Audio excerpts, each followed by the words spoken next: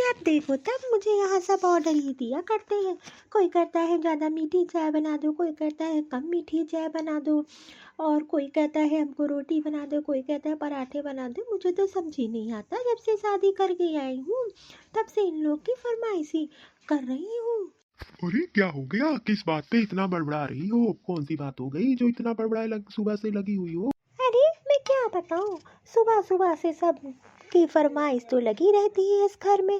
शादी को 6 महीने नहीं हुए हैं, जैसे लगता है मैं तो इस घर की नौकरानी बन गई हूँ। अपने मैके में रहती थी तो बेड पे बैठे बैठे मुझे चाय मिलती थी, एक गिलास पानी का नहीं हिलाती थी। यहाँ तो जैसे लगता है बहू नहीं नौकरानी आ गई है। अरे तो इसमें कौन सी बहुत बड़ी बात हो गई? और वैसे भी जब घर में लोग रहेंगे तो कोई कुछ ना कुछ तो बताएगा ही, इसमें इतना घबराने वाली क्या बात है? और ये तुम्हारा ससुराल है, मैका नहीं। आई बात समझ में? हाँ हाँ ठीक है, अब मैं जा रही हूँ अपने मैके, वहीं आराम से रहूँगी। कम से कम वहाँ मुझे काम तो नहीं करना पड़ेगा, और वहाँ तो मुझे बेड पे बैठे बैठे चाय मिल जाती है, एक गिलास पानी का नहीं हिलाना पड़ता है। अब मैं यहाँ नहीं रहूँगी, मैं बहुत थक चुकी हूँ काम करते करते। हाँ हाँ, अगर तुझे लगता है कि तेरे मैके में तुझे बहुत आराम है तो एक काम कर, तू चली जा अपने मैके, और जब तू बताना तो मैं तुझे लेने चला आऊंगा। अरे भैया, अब तेरी शादी हो चुकी है, अब ये मत सोच कि तू मैके जाएगी वहाँ आराम करेगी। वहाँ भी तुझे काम ही करना पड़ेगा। अरे मेरे मैके में मुझसे कोई काम नहीं कराता है, और ये सब बातें आपकी फालतू की हैं। ठीक है, मैं जा रही हूँ। हाँ हाँ, जब तेरा मन मैके से भर जाए तो मुझे बता देना, मैं तुझको लेने चला आऊंगा। चलो, एक काम तो अच्छा हुआ कि मेरी बेटी की शादी हो गई। वैसे भी यहाँ कोई काम नहीं करती थी, कम से कम शादी के बाद अपनी जिम्मेदारियां तो निभा रही होगी अपने ससुराल में।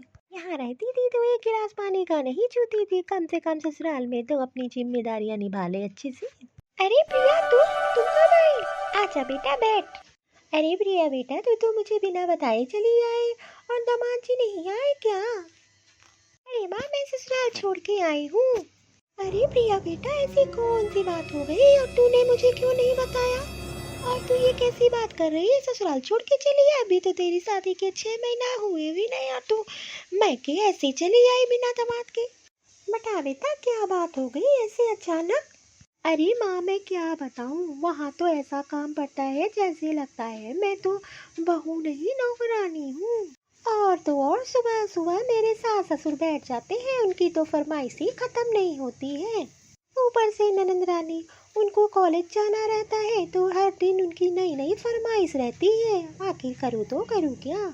कोई एक गिलास पानी का नहीं उठाता है, सारा काम मुझे ही करना पड़ता है, ना कोई मेरी हेल्प भी कराता है। अरे बेटा, तो इसमें इतना गुस्सा होने वाली क्या बात है? थोड़ा बहुत तो काम करना ही पड़ता है। अरे माँ, अब तू मुझे मत बता, थोड़ा बहुत नहीं, पूरा दिन भर तो वहाँ काम करती रहती हूँ।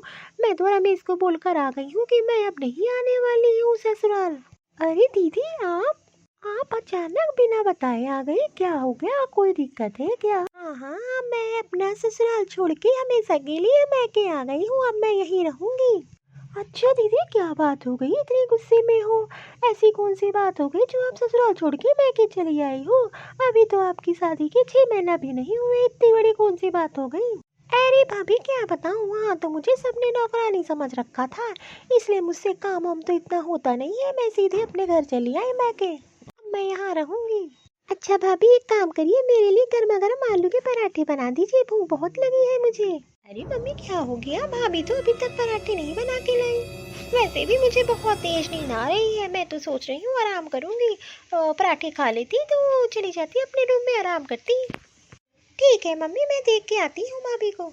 हे भगवान, इन नंदरानी का क्या करूँ? अभी अभी शादी हुई थी, फिर आके टपक पड़ी, अभी 10 दिन हुए गए नहीं थे, फिर आके यहाँ आ गई। अब तो कह रही है कि मैं यहीं रहूंगी, अपना ससुराल छोड़ के आ गई है। अरे ये तुम क्या बता रही हो?